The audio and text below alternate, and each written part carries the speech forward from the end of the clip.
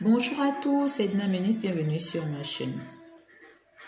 Lorsqu'on décide, je vous ai toujours dit que tout est possible à n'importe quel moment.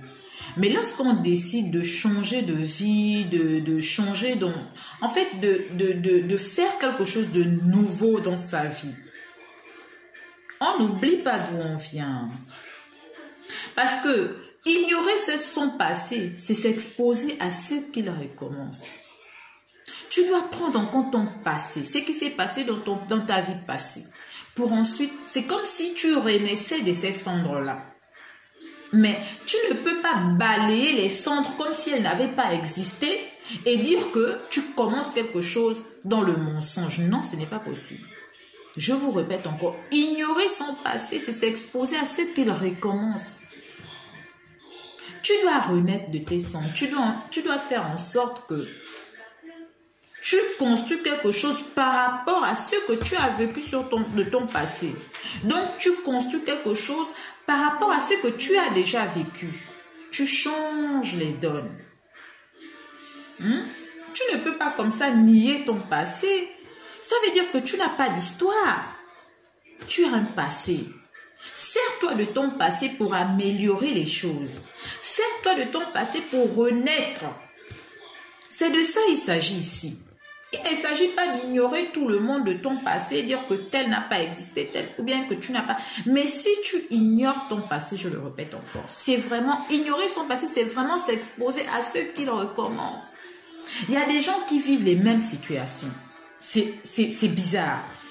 Elle a vécu un foyer. Le foyer était bizarre. C'était comme ça, c'était comme ça, c'était comme ça, c'était comme ça. Elle rencontre quelqu'un d'autre. Elle revit la même chose. Mais à un moment donné, assieds-toi, mets-toi devant une glace et demande-toi qu'est-ce qui se passe, qu'est-ce qui n'a pas marché, pourquoi ça revient. C'est comme si c'était une boucle, quoi. Ça tourne, ça tourne, ça tourne, ça tourne. Essayez de vous poser la question. Mets à plat ton passé et fais le bilan. Essaye de voir, ça revient pourquoi. Il y a forcément quelque chose que tu n'as pas compris. Il y a quelque chose que tu as ignoré, un signe que tu n'as pas voulu voir. Il est devant toi, mais tu ne veux pas voir. Il faut vraiment concilier son passé avec aujourd'hui pour pouvoir avancer. Ne restez pas derrière aussi que vous restez sur le passé. Non. Par rapport à ce qui s'est passé, ça doit t'aider à écrire ce qui va arriver. À l'école, on disait toujours, imaginez la suite. Mais c'est toi qui imagines ta suite. C'est toi qui écris ton histoire. C'est pas quelqu'un d'autre. C'est pas quelqu'un d'autre qui va te dire que étant donné que tu as déjà vécu ça, c'est maintenant. Non, non, non, non, non, non, non. C'est toi qui dois imaginer la suite. Parce que l'histoire t'appartient. Moi, je dis souvent à mes sœurs, quand on arrive à un endroit nouveau, tu as ton passé. Donc, tu as déjà un passif. Par rapport à ton passé, ouvre un nouveau livre et commence à écrire ton histoire. Les gens sauront de toi ce que tu voudras bien qu'ils sachent. Et pas le contraire. Et personne n'écrira à ta place. Tu es la seule à pouvoir écrire.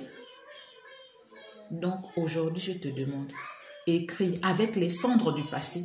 Commence à rédiger une nouvelle histoire qui te sied le mieux. C'est ce qui est la vérité.